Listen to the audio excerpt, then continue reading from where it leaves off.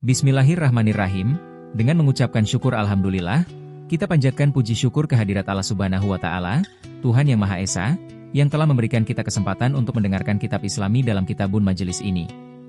Pembahasan kali ini dari kitab Al-Fath Al-Rabbani karya Syaikh Muhyiddin Abdul Qadir Jailani. Majelis 20, Ucapan Tanpa Pengalaman. Pada hari Jumat pagi, tanggal 21 Zulkadah di madrasah, Syaikh Abdul Qadir Jailani berkata, "Wahai penduduk negeri ini, kemunafikan telah merebak di antara kalian dan sedikit sekali orang-orang yang ikhlas. Banyak orang yang berbicara tanpa pembuktian amal perbuatan, yang demikian itu tidak memberikan faedah sama sekali. Ucapan tanpa perbuatan hanya akan menjadi pendakwa bukan menjadi pembela. Ucapan tanpa perbuatan bagaikan rumah tanpa pintu dan tidak berpenghuni, sebuah peti tidak berisi. Pengakuan yang tanpa pembuktian, seperti gambar tanpa ruh, berhala tanpa badan, tangan, dan kaki. Kebanyakan amal perbuatanmu layaknya jasad tanpa ruh. Ruh itu adalah keikhlasan, tauhid serta sesuai dengan kitabullah dan sunnah Rasulullah Shallallahu Alaihi Wasallam.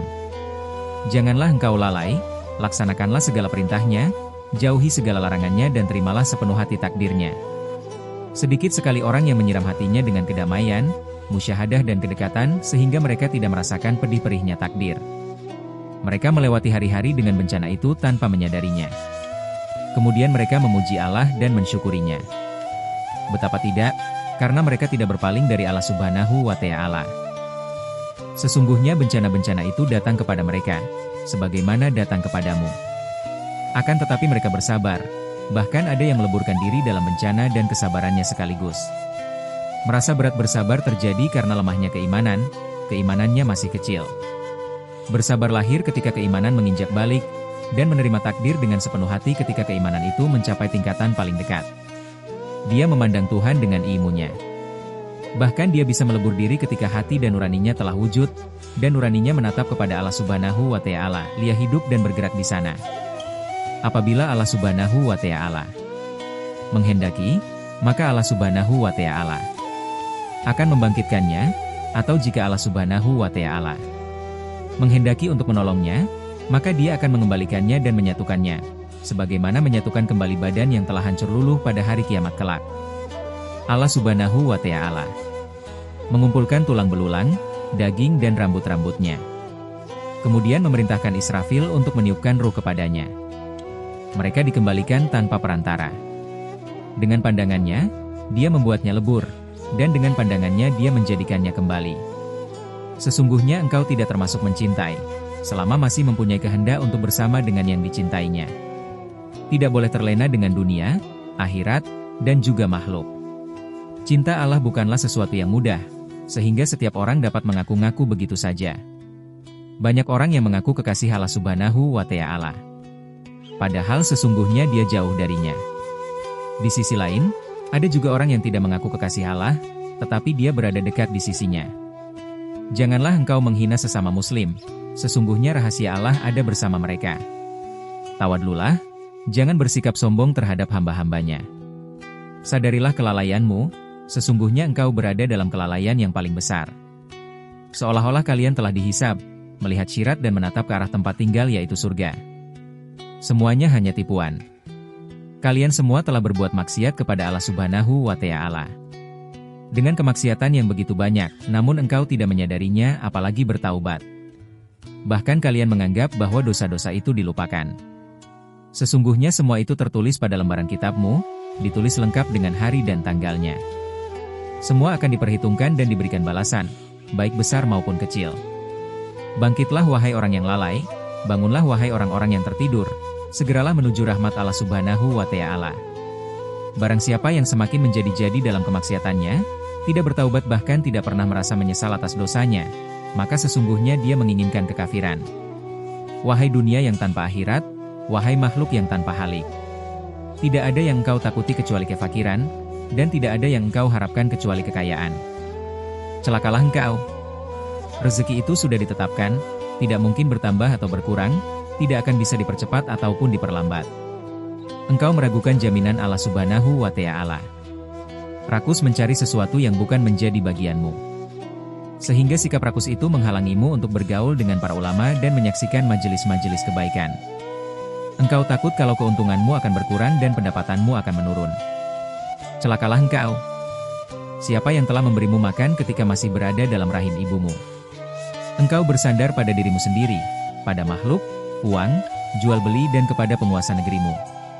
Apapun yang engkau jadikan sebagai tempat sandaran, maka ia menjadi Tuhanmu. Apapun yang engkau takuti menjadi Tuhanmu juga. Apa yang engkau anggap dapat memberikan manfaat dan mendatangkan madarat itu juga menjadi Tuhanmu. Sebentar lagi engkau akan menemui kenyataannya, Tuhanmu akan mengambil pendengaranmu, penglihatanmu, kekuatanmu, hartamu dan segala sesuatu yang engkau jadikan sebagai tempat bergantung. Dia akan memutuskan dirimu dengan makhluk, mengeraskan hati mereka terhadapmu, melepaskan bantuan mereka kepadamu sehingga mereka akan menutup rapat pintu mereka di depan wajahmu. Engkau akan ditolak dari pintu ke pintu, tidak ada sedikit pun yang akan mereka berikan. Bahkan jika engkau memanggil mereka, mereka tidak akan menjawabnya. Hal itu diakibatkan oleh kemusyrikan yang engkau lakukan. Sebagai akibat dari bergantungnya engkau kepada selain Dia, meminta nikmat dan pertolongan kepada selain Dia.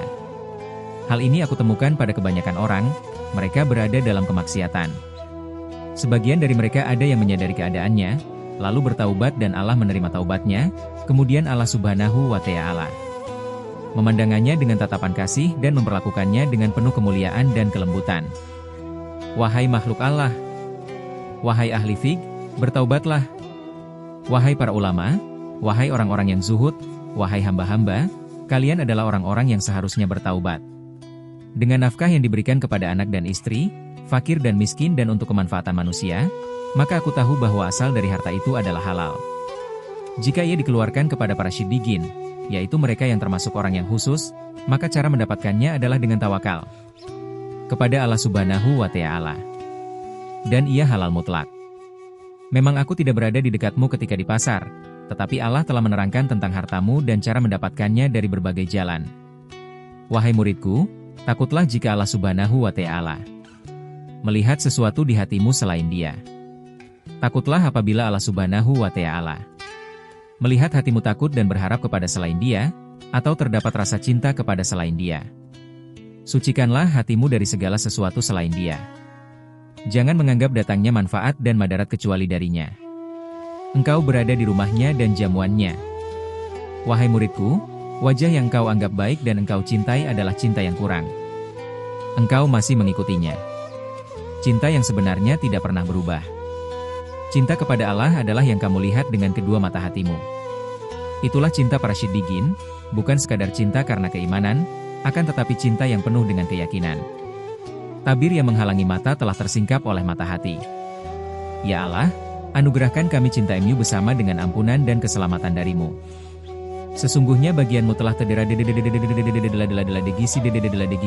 waktu yang telah ditetapkan oleh Tuhanmu. Tidak ada seorang pun yang sanggup menahan apa yang seharusnya diserahkan kepadamu ketika telah ada izin dari pemiliknya. Sungguh aneh orang yang mencari sesuatu yang bukan bagiannya, dan sungguh aneh orang yang mencari bagiannya tanpa seizin dari Allah Azza wa Jalla.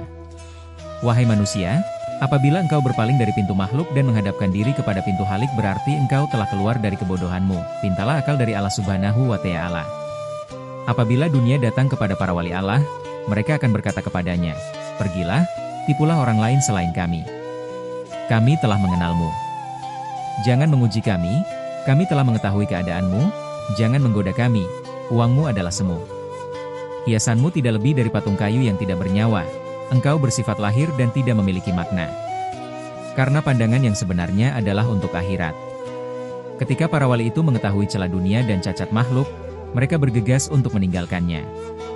Seorang pencari yang bersungguh-sungguh dalam mencari Allah Subhanahu wa Ta'ala. Pada awalnya dia akan merasa sempit untuk memandang manusia ataupun untuk mendengarkan pembicaraan mereka. Bahkan dia tidak bisa menumpukan pandangannya kepada setitik pun dari dunia. Akal, hati dan matanya seolah tiada. Keadaan tersebut akan terus berlangsung hingga Allah Subhanahu wa Ta'ala meletakkan tangan kasih-Nya pada kepala hatinya, sehingga dia merasakan ketenangan. Masih dalam kemabukannya, dia menghirup udara kedekatan dengannya. Saat itulah ia mulai tersadar. Saat mana tauhid, keikhlasan dan ma'rifatnya telah sempurna, maka keteguhan akan muncul di dalam hatinya, dan dia mulai lapang terhadap makhluknya. Datanglah kekuatan dari Allah Subhanahu wa Ta'ala yang membawa dia untuk mendekati makhluk dan menyibukkan dirinya untuk kemaslahatan mereka, dengan tidak mengurangi kesibukan dirinya dengan Allah Subhanahu wa Ta'ala. Walaupun sekejap mata. Pada langkah awal, Seorang yang zuhud akan melarikan diri dari manusia. Setelah kezuhudannya sempurna, ia tidak akan lari dari mereka.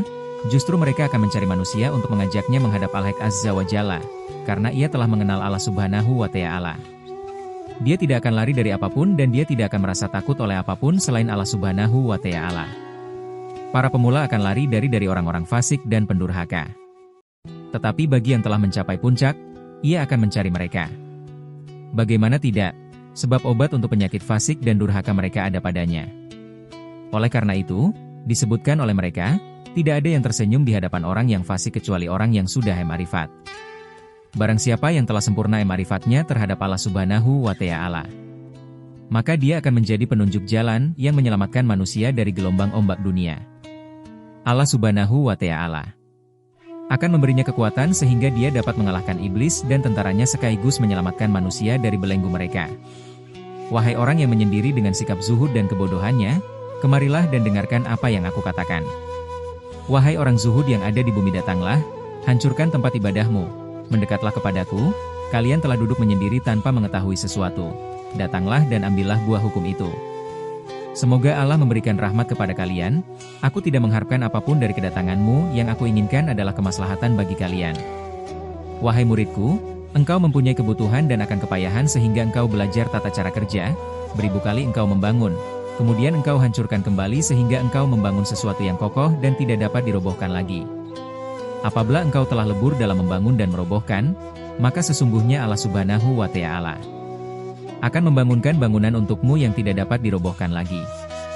Wahai manusia, kapankah engkau akan berpikir dan menemukan sesuatu yang aku tunjukkan? Ikutilah para pencari Al-Haq, apabila engkau menemukannya, maka layanilah mereka dengan harta dan jiwamu. Para pencari Tuhan yang sejati mempunyai tanda dan aroma. Wajah mereka terang bercahaya, hanya saja tidak terlihat oleh matamu dan engkau tidak bisa memahaminya.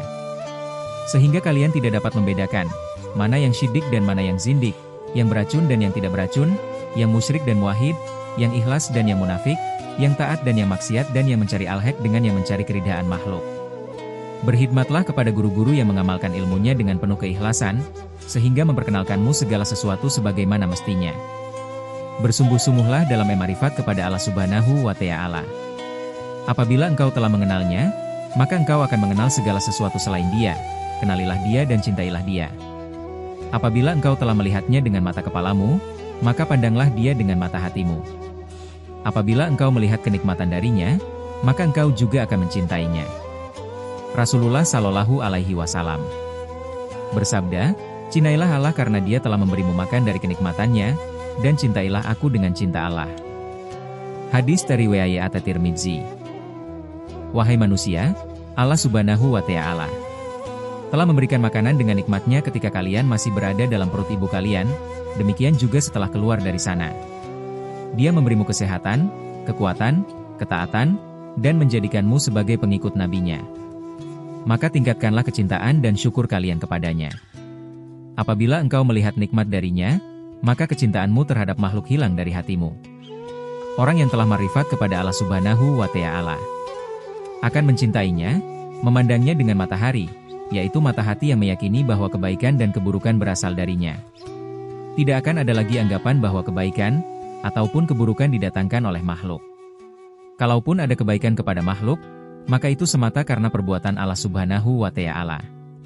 Demikian juga apabila ada keburukan, maka pandangannya akan beralih dari makhluk kepada Khalik. Bersamaan dengan itu dia tetap menjaga hukum syariat dan tiap menanggalkannya. Hati orang yang zuhud terus berpindah dari satu keadaan ke keadaan yang lain, sehingga kezuhudannya terhadap makhluk semakin bertambah kuat, dia akan meninggalkan dan berpaling dari mereka. Dia lebih mencintai Al-Haq Azza wa Jalla dan ketawakalannya semakin menebal. Tidak ada lagi keinginan untuk mengambil sesuatu dari makhluk, dia pasrahkan hal itu ke tangan Al-Haq Azza wa Jalla. Dia mempunyai akal melebihi orang lain, yakni akal yang dianugerahkan Allah kepadanya. Wahai orang yang bergantung kepada makhluk, wahai yang bersekutu dengan mereka, waspadalah. Sesungguhnya kematian akan segera menjemputmu, sedangkan engkau masih dalam keadaan demikian. Sekali-kali Allah tidak akan membukakan pintunya untuk ruhmu, karena Dia murka kepada orang yang menyekutukannya dan bergantung kepada selain Dia. Hendaklah engkau menyepi, menjauhkan diri dari nafsu dan dari makhluk. Kemudian berusaha meninggalkan dunia dan tidak mengharapkan akhirat. Setelah itu jauhilah segala sesuatu selain Dia. Apabila engkau ingin menyendiri bersama dengan Allah Subhanahu wa Ta'ala, maka tanggalkanlah dirimu dari wujudmu, dari kesadaranmu dan dari angan-anganmu. Celakalah engkau. Jasadmu berada di tempat peribadatan, sedangkan hatimu berada di rumah keluargamu, menunggu kedatangan mereka. Waktumu hilang sia-sia. Wujudmu tanpa makna, janganlah berikan nafsumu untuk sesuatu yang tidak Allah peruntukkan untuk itu. Jika Allah menghendaki untuk sesuatu, maka Allah akan menyediakan untuknya. Jika kamu tidak mempunyai batin yang lurus dan hati yang suci dari selain Allah, maka halwatmu tidak akan berguna bagimu. Ya Allah, berilah kami manfaat dari apa yang kami katakan, dan berilah mereka manfaat dari apa yang mereka dengar dariku. Ya Allah, anugerahkan kepada kami penerimaan atas takdir MU dalam setiap keadaan. Ya Allah, bantulah kami untuk memerangi nafsu kami. Ya Allah, tolonglah kami dengan ketaatan kami kepada MU, dan jangan hinakan kami dengan kemaksiatan yang kami lakukan. Ya Tuhan kami, berilah kami kebaikan dunia dan kebaikan akhirat, dan peliharalah kami dari siksa api neraka. Amin ya Rabbal Alamin. Berlanjut ke pembahasan selanjutnya.